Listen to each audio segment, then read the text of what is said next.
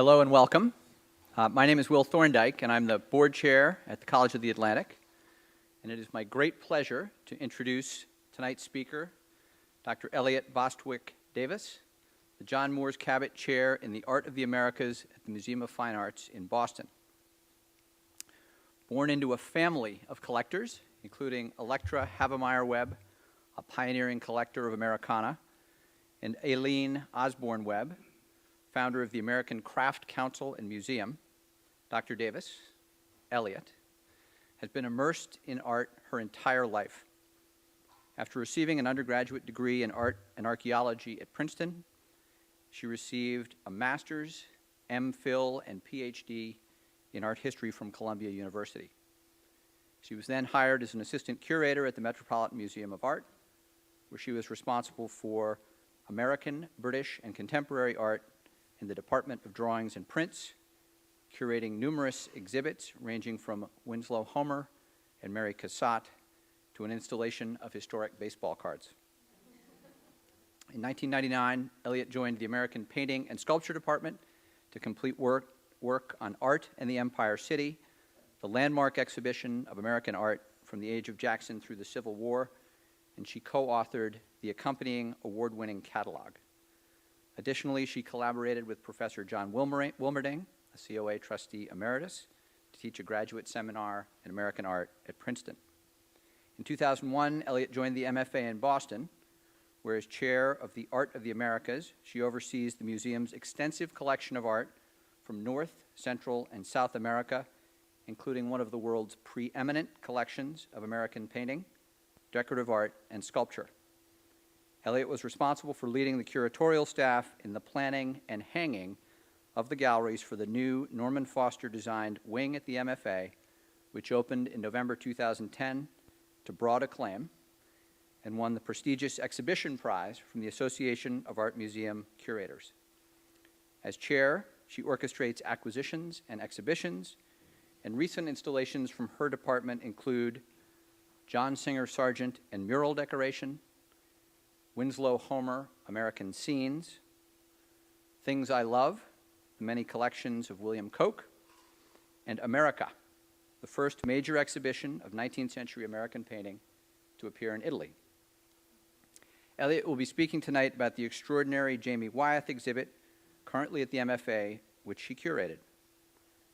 Elliot took on the task of organizing this exhibit with her characteristic determination and zest, gaining the full cooperation of the reclusive artist, and negotiating loans from 28 private collectors and 13 institutions. The exhibition is the first comprehensive retrospective of Wyeth's work in over 30 years and took 5 years to organize. She also managed to convince the artist to donate his iconic JFK portrait, done when he was 21, to the MFA's permanent collection. Elliot is also a person of great range, and I can personally attest that at the costume party for her 50th birthday, she was a smashing Marilyn Monroe. And by the way, that her husband John was a pretty convincing Andy Warhol. So anyway, please join me in giving a hearty welcome to Dr. Elliot Davis.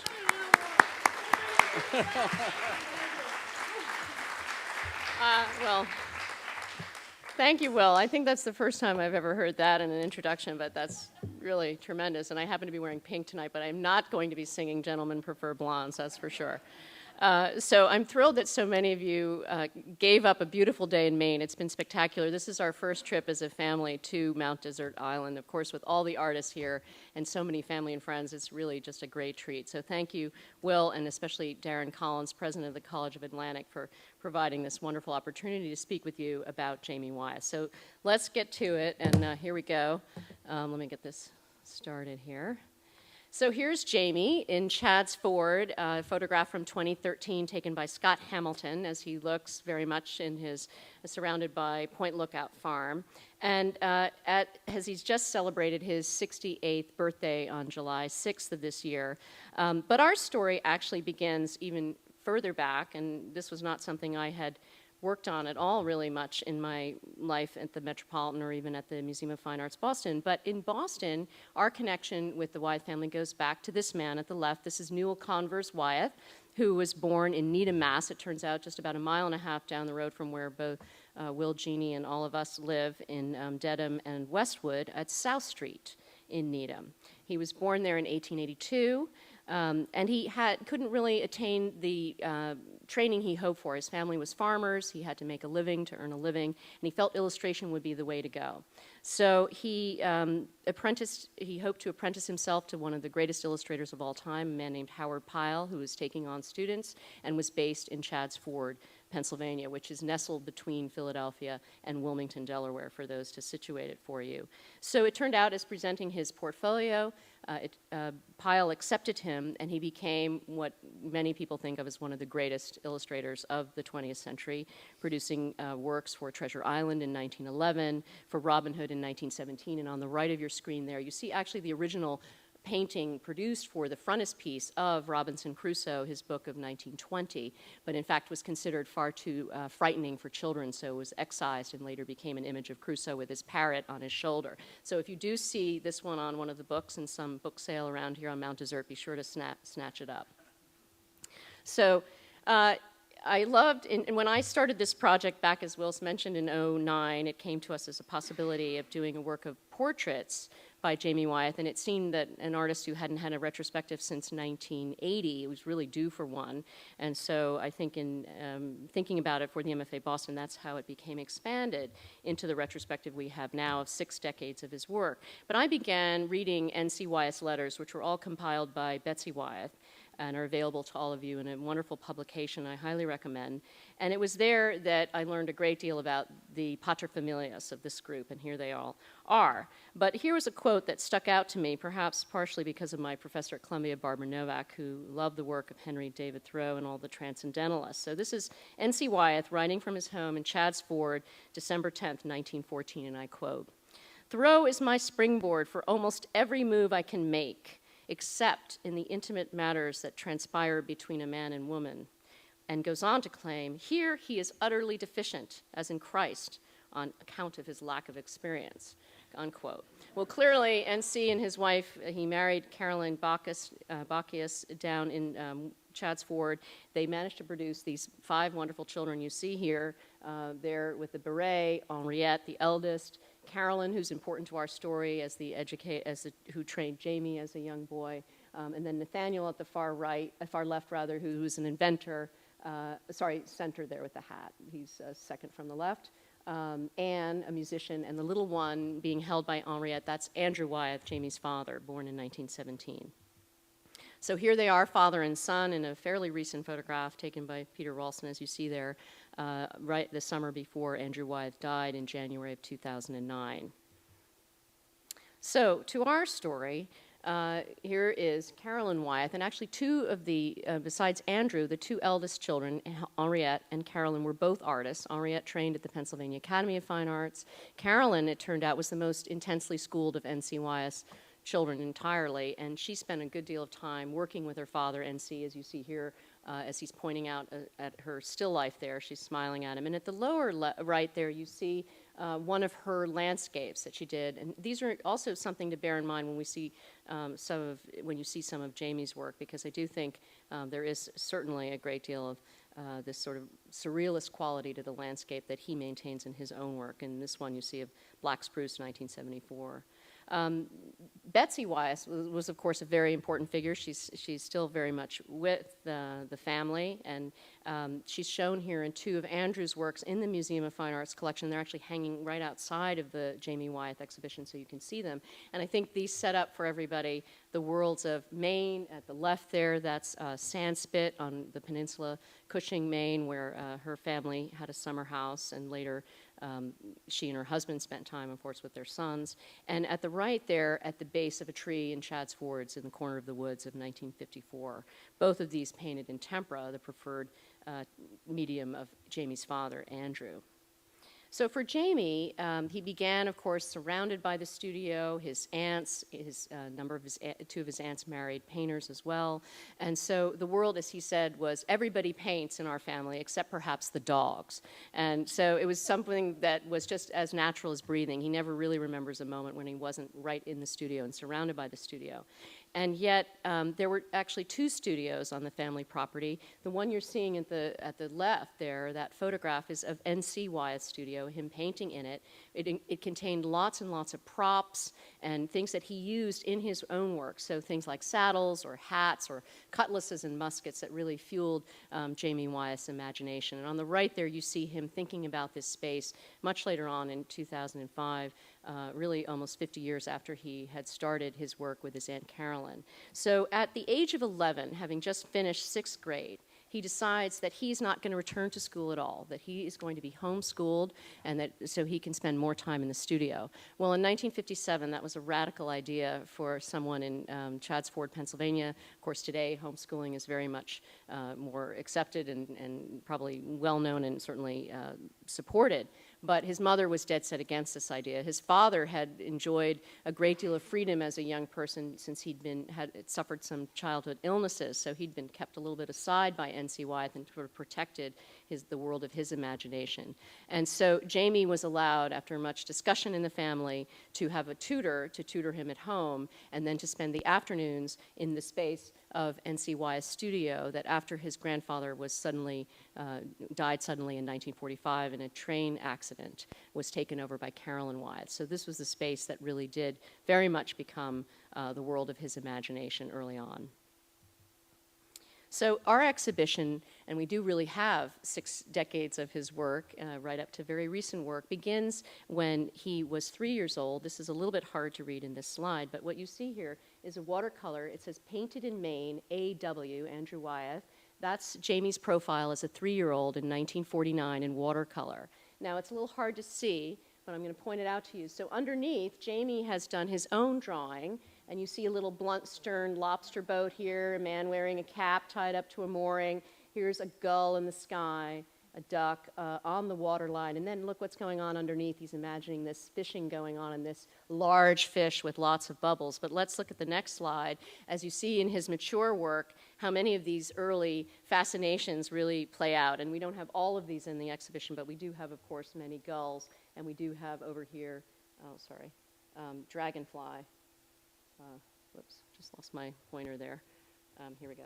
Here it is, dragonflies at the waterline. And he did do a whole series off of Monhegan of real sharks that he studied with live sharks that he studied with a shark tank. So these are all very much part of his fascination.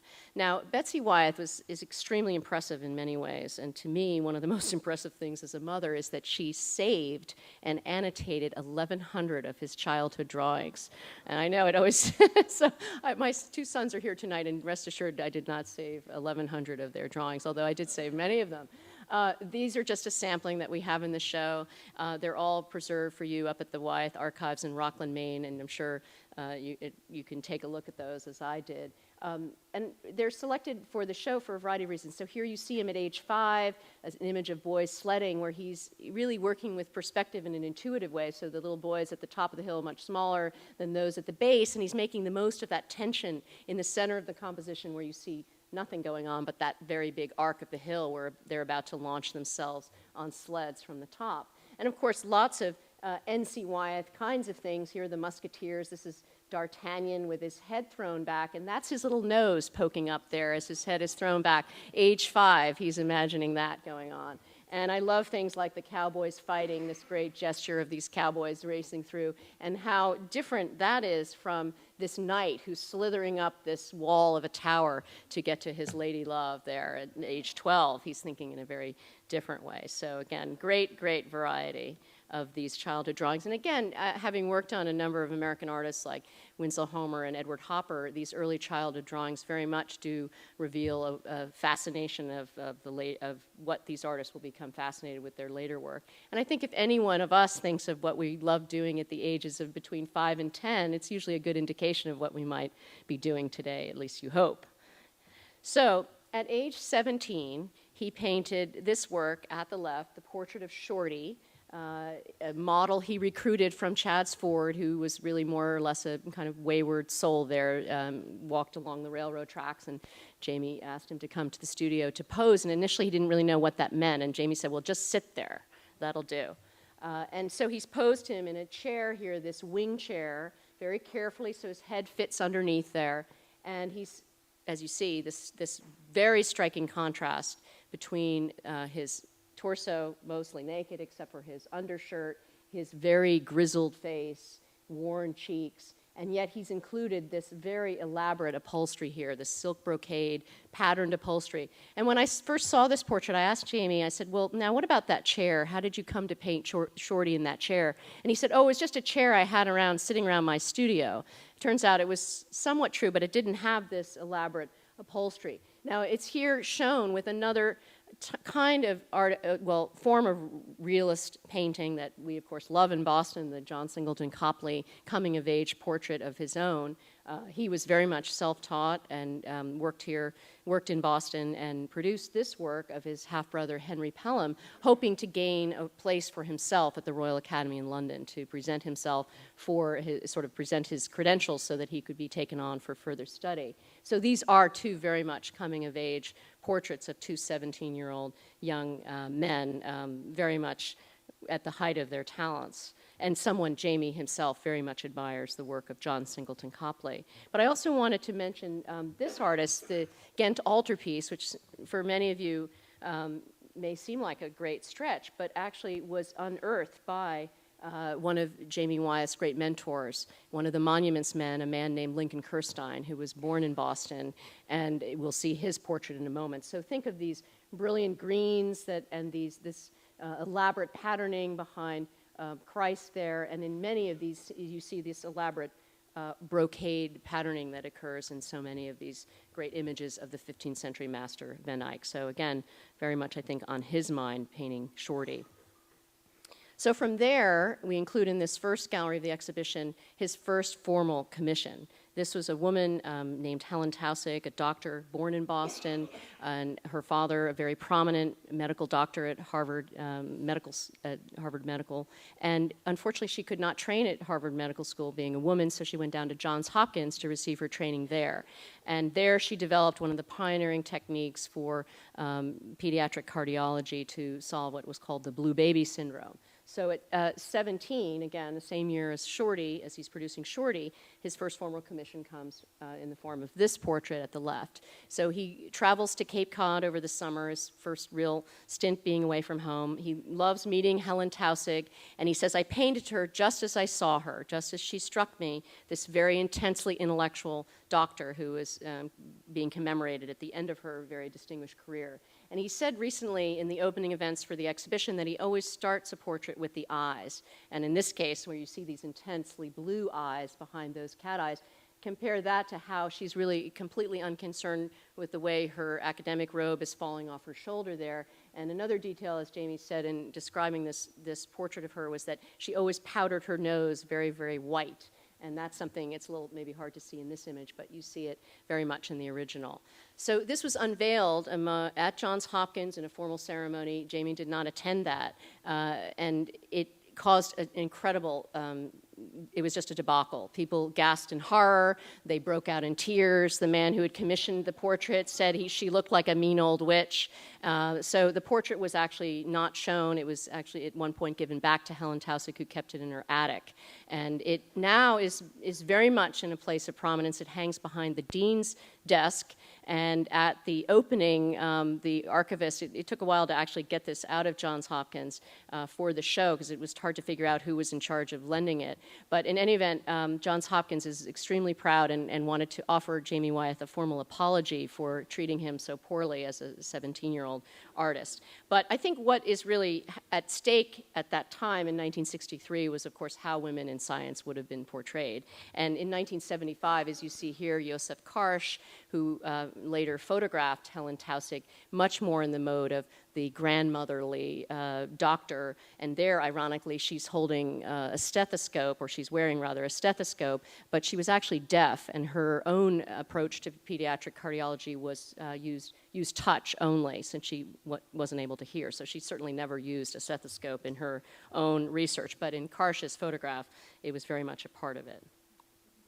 Also in the first gallery, you'll see Jamie's father, painted in 1969, as he's beginning to really negotiate his independence from his family. He marries Phyllis Mills Wyeth in 1968 in December, and I love showing this with another artist he greatly admired in the realist tradition, the great American Thomas Eakins, this work of Eakins' father in the Metropolitan Museum in New York, where Eakins' father, who was a calligraphy master, is shown here lettering a work. A large document, as you see, but Jamie is not going to show Andrew in the act of painting, and you saw earlier in the drawing he wasn't going to draw over Andrew's drawing either. He's very respectful in the sense that Andrew is very much removed from our space here as sort of a distance, and cloaked in that mantle of this pseudo-19, it's like a half cape. It's a little bit hard to see, a half cape coat, suggesting that love of the Wyeth family love of costumes. So again, very much removed. And there was certainly a good deal of family rivalry amongst painters, as one can imagine, and Andrew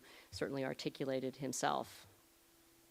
So for our talk today, I thought the time we have, thinking about an artist like Jamie Wyeth, who's very much a part of a very long tradition of American art. He's very informed with of art of all kinds. You've seen already the Ghent Altarpiece from the 15th century there. But how does he, as a contemporary artist working in our time, really reflect that? Well, I think his best work in many ways hovers between these two. Now, I'm showing you here his first studio set up to paint the John F. Kennedy portrait, which is now part of the Museum's Fine Arts collection, as Will kindly mentioned. So this is a replica. This room that you can all visit today is part of the Brandywine River Museum of Art, and it's in the Wyeth's first home, which it was then being, after they moved to a home where Betsy lives now, was later used and continued to be in use as Andrew Wyeth's studio, which it had always been. And as a young man before he married, Jamie used this as his studio outside of his father's studio. So he cut himself a sort of sliver out of this great room. And there, the reason I wanted to show this is that the artist, in fact, in practice, sits, of course, arm's length or close to a canvas, but yet often looks at a work at a distance. So as you see here, Jamie set up his mirror so that he can get a view onto a work and see what kind of an impact it's making at a distance. So he has another mirror as well to do that with, but often we'll stand, let's say where I'm standing, to use reflection to look at a work from further away. So in a way, we would like to think about his work both within a very long tradition of American art and also that one that's very close to him. So let's take a look at some of those. Here, first of all, is what he produced he began it at age 20. He was offered the formal commission for the portrait of John F. Kennedy, which he turned down. He felt that the prospect, he said, as a 20-year-old scared the hell out of him. He didn't want to think about painting someone as well-known as the late president, as such a figure in everyone's mind, including his own, so inspiring. And later the family came back to him and asked whether he would consider painting a portrait, more of a private commission. And he agreed to do that if he could retain the portrait, because he didn't want to go through what he went through, I think, with the Helen Taussig image, but he felt if he could have access also to the living brothers to get a sense of life into the portrait. So in that regard, he did follow around both Bobby and Teddy Kennedy for months. He watched all the available films of the late president. He also read all the available biographies and studied photographs. So here you have him with both of the brothers. There's Edward and there's Bobby. Bobby was didn't like Jamie sketching him with his glasses on, and finally said, "All right." He took his glasses off, and he was, as Jamie said, he was blind as a bat, so he could barely see out of this drawing. He realized it wasn't going to be Bobby. He wasn't the right model for John F. Kennedy, but it turned out that Teddy Kennedy was. And so in studying him at the end of a long day campaigning in Rhode Island, he watched him listening to one of his advisors, and he's studying he's thinking very hard about what the advisor was telling him. And as he's thinking, you start seeing Jamie drawing the eyes. And what's going on here is the eyes are initially quite tracking, and then one eye is slightly looking off into the further distance. And Jamie also refers to this as the Kennedy wandering eye, although here, as you see, it's actually observed in real life here for his portrait. But I wanted to, this is another early portrait, this one, his good friend, Jimmy Lynch, from 1965, really his alter ego growing up, really his best buddy, and posed here. But as he writes about portraiture, here's what I just want to quote for you later on, his statement about it. He says, "To me, a portrait is not so much the actual painting, but just spending time with the person, traveling with him, watching him eat, watching him sleep. When I work on a portrait, it's really osmosis. I try to become the person I'm painting. A successful portrait isn't about the sitter's physical characteristics, his nose, his eyeballs, and whatnot, but more the mood and the overall effect. I try not to impose anything of mine on him. I try to get to the point where if the sitter painted, he'd paint a portrait just the way I'm doing it. I'm never satisfied with one portrait. I think the studies are probably as important as the finished pieces." So, unquote. Here with Jimmy Lynch, his friend, who posed for him for 6 days a week, 7 hours a day, for 3 months before he managed to get this one. Draft age, he received his draft card on the last day. Of course, the portrait had to finish at that point because he was drafted.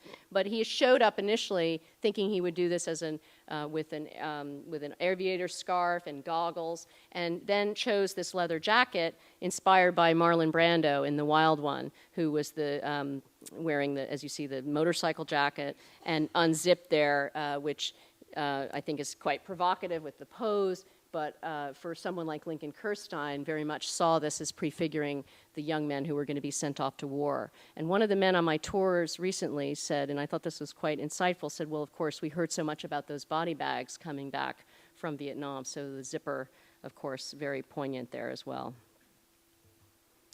Now, as he's negotiating his independence, we don't have this in the show. This is a very large mural he painted, 7 by 23 feet, when he was in the Delaware National Guard. As you see, Adam and Eve there, watching a plane. He was in the Air Guard, so he had learned to fly as well. And it's original sin, and that's important because we're going to see the 7 deadly sins at the end of this story. But compare that with something of Jamie's era. This is James Rosenquist, the great pop artist, F-111 at the Met. MoMA rather, it's 10 by 86 feet, just to give you an idea of this scale. Lots of images that were put together, sort of canvases that hang together, but in today's terms, much more seemingly dated than a work like Jamie's original sin there, the C-97. And as he's also thinking about how to move beyond the world of Chad's Ford, this is a scene inspired by the world of Monhegan, but while he's working on the Eyewitness to Space program, which was a collaboration between the National Gallery of Art and NASA to document the Apollo 11 moon landing in July of 1969. So he's very much thinking about the moon there, with these 2 large bollards that sit in front of his studio in Monhegan. As he said, they reminded him of the enormous gantries that were down at Cape Canaveral, now Cape Kennedy in Florida. And of course, one of his colleagues on that project, Robert Rauschenberg here, a very different image of that period, much more of the sort of taking the media and almost cutting and pasting in collage style in even covering of the surface there to create a very different feel at that time. So as he's now really thinking about how to become an artist, he moves to New York in 1965, works with Lincoln Kirstein, moves in with him to paint this portrait, required 180 hours of sitting. And Kirstein, the giant of the art world who had graduated from Harvard in 1930, one of the great movers of 20th century modern art, but particularly the ballet, which he decided as a young man was going to be his contribution to the United States. And although born in Boston, he loved and grew up with the stories of N.C. Wyeth that his own father read to him, his father being the president of Filene's department stores in Boston. So very fascinated with Jamie early on. And as Jamie was thinking about this portrait, he first showed Lincoln facing us, facing the viewer with his characteristic attire. So interestingly, the man whose father was in charge of men's haberdashery never changed his attire. It was always a black suit, white shirt, black tie. So I think that's quite, and yet at the end result, it's hard to see because he's black on black here, but he's shown from behind as he was so often known to be in the wings at Lincoln Center, watching performers, encouraging performers, and he was everywhere at once, as the young artists always said of him in Lincoln Center. So interestingly, that became, of course, one of his great contributions, not only to our cultural life, but also the life, of course, of New York City.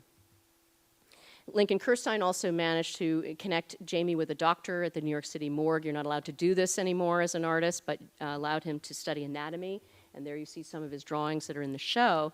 And also, he studied himself. This was his self-portrait he submitted to the National Academy of Design after they turned down his self-portrait with a pumpkin on his head, called Self-Portrait as Pumpkinhead, and wanted something else more appropriate. So hence this work as a very young artist, looking out at you, but not quite sure of himself and sort of almost looking off. It's a very poignant image, I think.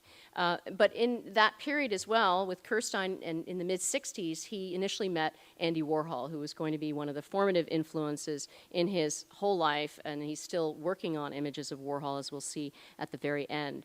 They agreed a decade later, in 1975, 76, to exchange portraits. And during that time, Jamie spent about 2 years painting at the factory. So this is Jamie Wyeth's image of Warhol, painted in 76, as you see there. It's very much an intensely rendered image on an Italian Renaissance-style gessoed panel. So he's taking that extra layer of care. He measured Warhol with the calipers, which are look like somewhat of a compass, but measured his nostrils and every aspect of him. And note those very morgue-like hands, the morgue drawings that you just saw a moment ago, and his dog Archie staring out at us, and that look of surprise on Warhol's face that he is sort of caught in his own Klieg lights that he was usually used to shining on everyone else, but here Jamie Wyeth is shining it directly on Warhol. And again, a reprise in many ways of that head-on format that he used for Helen Taussig, which is usually in the world of art history reserved for divine figures or certainly omnipotent figures, but very special ones. And here you see it. Jamie called this the deer in the headlights. I like to think of this one as sort of Archie caught in the headlights there. This is Warhol's portrait of Jamie, his large-scale silkscreen worked on with assistance, of course, from a photograph that he took, Polaroids, many, many Polaroids. And just to give you an idea, these are some of the Polaroids that survive at the Rhode Island School of Design collection. And just interestingly how he came up with the final solution here, I think many ways a tribute to a nod to the portrait of John F. Kennedy with his hand resting on his chin as he deliberates those decisions of world leaders, but here used in the case of Jamie to reflect kind of the Adonis look, sort of the, as one art historian said, the handsomest man in the yearbook, or the young man in the yearbook, ironically a young man who never had a yearbook because he was homeschooled, of course. And to get to a portrait like the portrait of Warhol that Jamie did, in the exhibition we did include a number of the studies because they're very varied. And as Jamie mentioned, for any portrait he would do many, many studies, in some ways more important than the final works of art. So very, very loose ones and much tighter ones where you see him studying the face here in some of these more delicately drawn pencil graphite studies with the more finished works. So take a look at those. And he comes back and revisits this time that he spent at the factory, the 2 years on and off that he spent painting there. This is, as you see, 05, fairly recent work where he's imagining Fred Hughes, who was from Houston, who handled all of Warhol's sales and worked with a lot of Warhol's clients.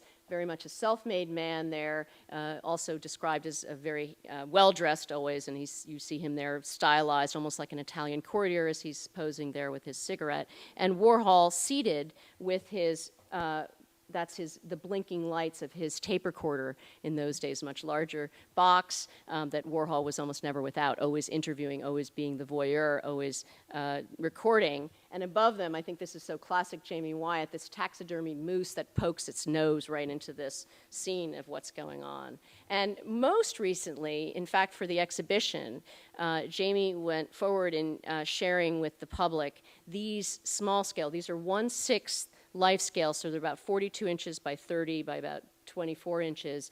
They're not dollhouses. They're called tableaux vivants, which translates roughly to living paintings. So this is the factory dining room, And it is actually a reproduction of the paneling that was in Warhol's factory where they all ate as they were working there. And it includes, here's Warhol seated here. This is Catherine Guinness, his personal assistant. This is Fred Hughes, whom you just saw. And they're all watching on television a film, Bad. It was a film that Jamie actually worked on, so he included that. And on the back wall, he painted in small scale an oil painting by Forrester Wilson, a British Pre-Raphaelite of the late 19th century called The Wind, which was actually owned by Warhol and later sold, which Jamie had hoped to buy, but he said it was far too expensive. And there, of course, you see the taxidermied moose head right on the wall. So very much imagining this, but it's a different way of working. He's even made one of the Cote Basque of Lincoln Kirstein, seated with Rudolf Nureyev. And just to remind you that artists are often working in different scales as a way of inspiring their imagination. So here we have mannequins that Winslow Homer worked with when he was in England in the 1880s. These survive at the Bowdoin College Art Museum collections. Of course, the Degas half-scale 14-year-old dancer at the MFA, of course at the Met as well. And artists like the Surrealists, the Duchamp, Boîte en Valise, where he made miniature images of his works, and even Joseph Cornell working with these assemblages in the mid-20th century. So a different way of working. Now, while also at the factory, Jamie did encounter Arnold Schwarzenegger before he became the Honorable Arnold Schwarzenegger of California. He didn't have the greatest command of the English language at that point, and as Jamie mentioned at one of the openings, he had to help Arnold discern between all these different types of people wandering in and out of the factory, which one were men, women, and everything in between. But this portrait was painted actually in Jamie's own apartment in New York City, so he's used a white sheet to screen the light, and as artists often do, to actually diffuse the light so that it gives Arnold Schwarzenegger's massive physique even more contour. It looks even more hilly than right here on Mount Desert Island. But to remind you that of what this sort of use of the trompe-l'oeil, very much a long tradition in American painting. And this one, I love the Peale, the Venus Rising of the Sea, but here's Jamie, the arm is right in front of the white sheet, painted in all of its great detail. And Arnold was very much part of mid-coast Maine. This is him on Monhegan with some friends, including Phyllis Wyeth over here, seated over there. And here's Arnold, was surrounded by a lot of women. He even made a tour through the MFA Boston, posing with my Serenus statue here with his shirt off. And at the same time, very contrasted to Rudolf Nureyev, the great superstar dancer that Jamie really painted for about 18 months, studied every move, painted him in front of the curtain, behind the curtain, and he assured me that he measured every inch of Nureyev with the calipers, in case you're wondering. He loved painting him on cardboard, and he loved the fact that the ballet dancer, the world of great refinement, would be shown on cardboard. But what I love to show are these studies of his face. He was apparently an incredibly virile person in real life, and just incredibly dynamic. People called him a Russian firebird. Jamie said it was like having, if he visited them in the farm at Chance Ford, he said it was like having a panther in the house. He was just very dynamic. These are just two of the over 30 that he did, where you see the white, using the white medium against a black background. These are all in what he calls combined mediums with the S. And so here you see the white gouache with the black fur, sort of the reference to the Russian sable coat there in this version of it. And just to remind you that this kind of study of the face is a long tradition in the history of art, going back to the 17th century, particularly in Rembrandt's time, in Leiden and in the north, in Holland, where artists like Rembrandt and Lievens, and this is the circle of Rembrandt, but studied these heads as a way of studying emotion in different ways, and not just men, young women, and these are both in the MFA's collection, but also artists like Winslow Homer working with a mid-tone board in the 1880s, and then building up with the whites, these gouaches you see here, and back with the charcoals and graphite, very much in the mode of what Jamie's working on in the Rudolf Nureyev studies, but in a very masterful way, which was also part of the story of the Trony. It was really to show an artist's mastery of human emotion. So from the factory, he begins to paint even larger scale. He paints this enormous raven. It's about 6 feet by 6 feet.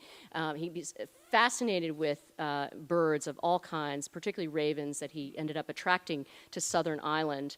This is a study of them on Southern Ireland much later, as you see, about almost 2 decades later. And he attracted them by hauling a cow carcass to the island because ravens would be able to peck through the skin of the cow, whereas seagulls could not. So he not only has attracted them there, but he said about 5 young ones right now on Southern Island that he's feeding over there with all kinds of things like dead cows, frozen, so they don't smell too much. So the show ends up, after leaving the gallery dedicated to Rudolf Nureyev and the factory, looking at his worlds where he really travels between the worlds of Maine. And there he has 2 studios. One, you see the interior of here. This is on Monhegan Island, which is about 13 miles out at sea from Port Clyde, Maine, and also on Southern Island, which is much closer to Tennant's Harbor, really just visible just off the coast. So you see in the exhibition, really one of the real thrusts of the exhibition, not just to tell the story of Jamie Wyeth, but to look at a creative mind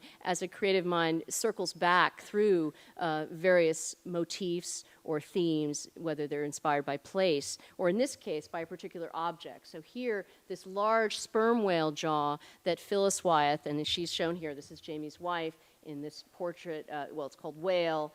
Here, she made a gift of this whale jawbone that the islanders helped Jamie get to the studio, which he suspended there. And then, as you see later on in 1990, one of the island children who was born on Monhegan to sort of flower child parents who lived on Manana, the island next door, he was a favorite model of Jamie Wyeth in the 1990s. Orca Bates is shown really in a very different way, pinned to this seaman's chest with this large jawbone almost bifurcating him here in the background, and interestingly wearing the modern wristwatch, a touch of the very kind of the old world, the man of the sea, or of Jonah and the whale being swallowed up by the whale, but here as the young boy with the modern day wristwatch bringing you back to contemporary time. And a very different in feel from the image of Phyllis, and yet always, as he would say, Jamie would say, that Maine works for him have that sense of angst, that sense of edge to them. And I think you feel that in this way that he's portrayed the whale jawbone, even with these kind of sinister shadows that creep along the wall there above Phyllis's head to the right. He loves painting the architecture of the islands. He's got a great flair for architecture, and these are 2 buildings associated with one of his great muses on Monhegan. These are both on Monhegan. These are the Jenny houses built by Rockwell Kent, the American artist who went there several times beginning in the early 20th century. And this is where Wyeth makes his studio, the interiors you saw just a moment ago with the whale jawbone. This is the home that Rockwell Kent built for his mother on Lobster Cove there. And as you see it at this almost impossible distance with this great rocky coastline that builds up to it, this is when Jamie Wyeth had just purchased it with the proceeds from his first exhibition at Knoedler's in 1966, and came out to Monhegan, where he still returns, but how Rockwell Kent was really at that time, and the house that he built, very much something he was aspiring to at the peak of this great pile of rocks. And just to remind you that artists like Edward Hopper, painting right outside of Portland, Maine, using that space between buildings to really energize the compositions, as Jamie had done with the 2 Jenny houses, where if you start looking at these back and forth, you see such distinctions between these 2 buildings, even though they are intentionally were built to mirror one another.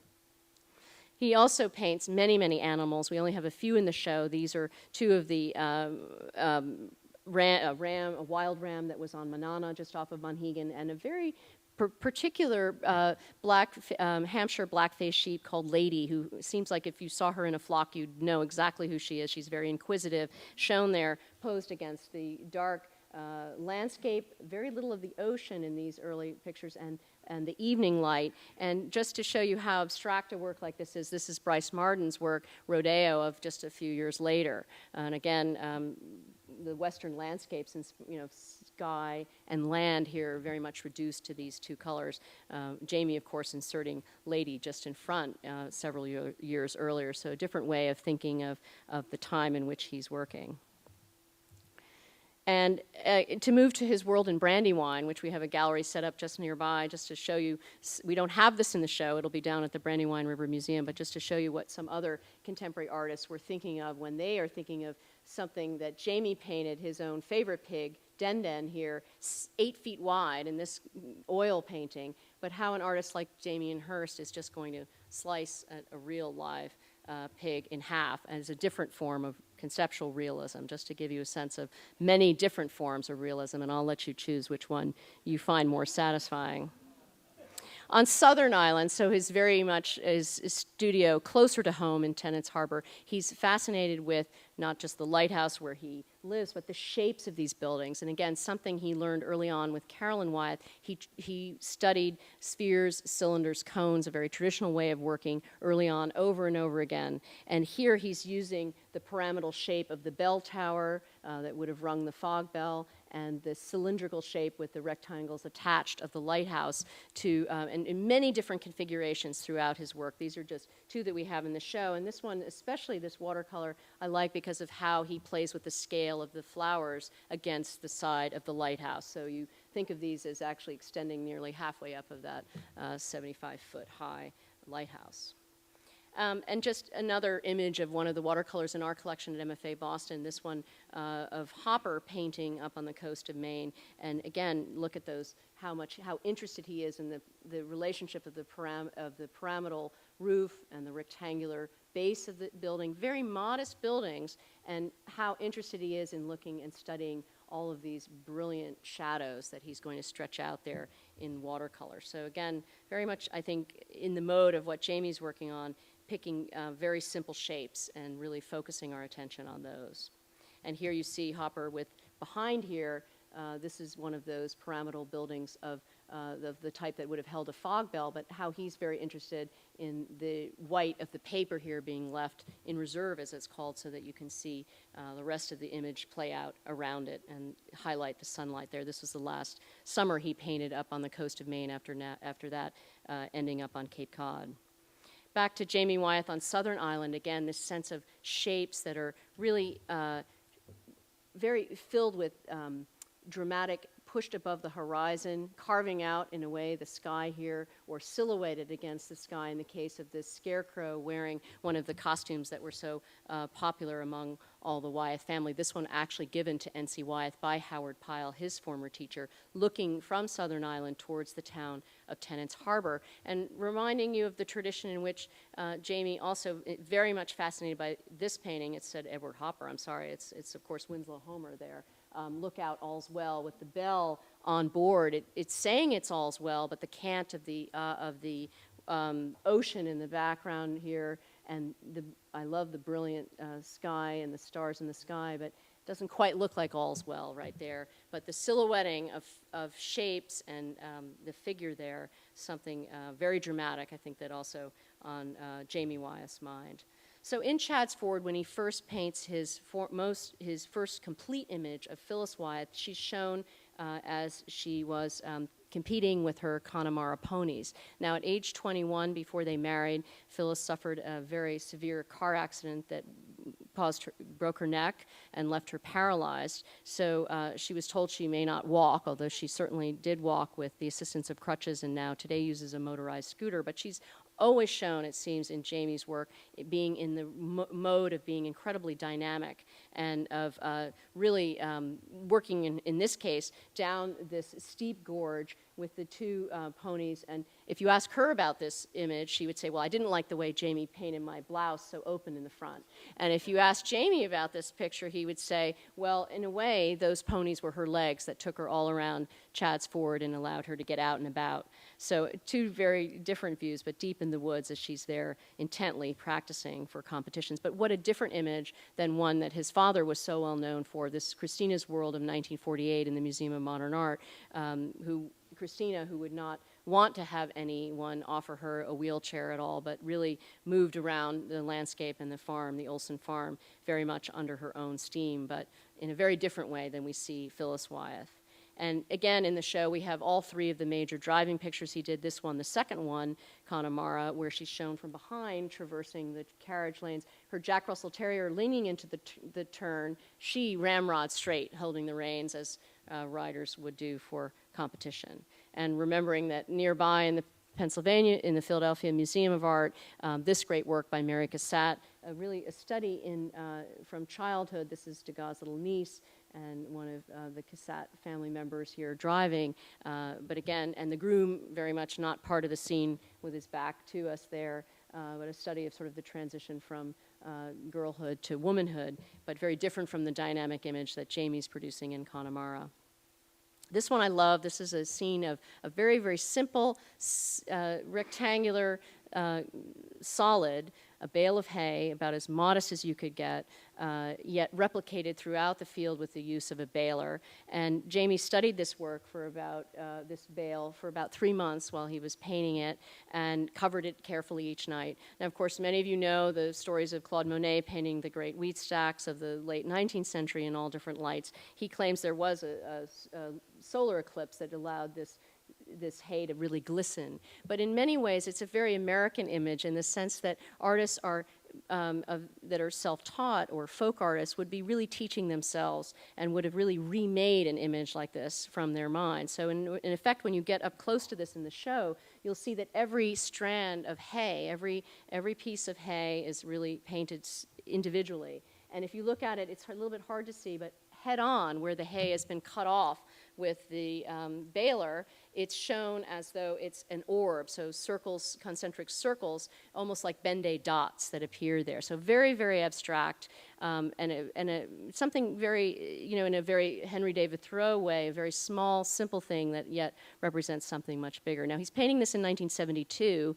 In 64, he was inspired by all of these Brillo boxes he had seen at Leo Castelli Gallery in New York City, replicated again and again, and these two men who seem very different, Warhol and Wyeth, yet making objects very intensely. So Warhol, although not making them himself, is directing his assistants to paint these boxes to his specifications to resemble what you would just go walk down to the grocery store and buy.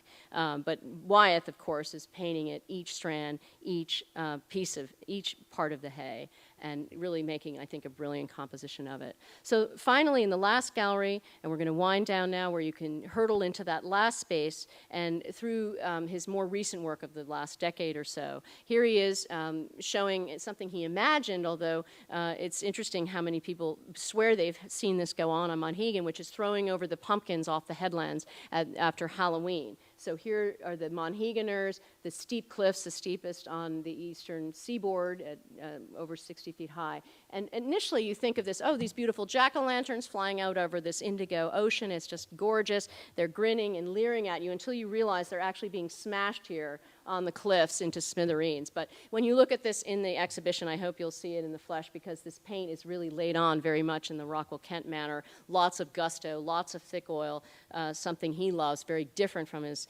father's use of tempera, and something he said he loved the oil paints that he first experienced with his Aunt Carolyn, which was one of her specialties.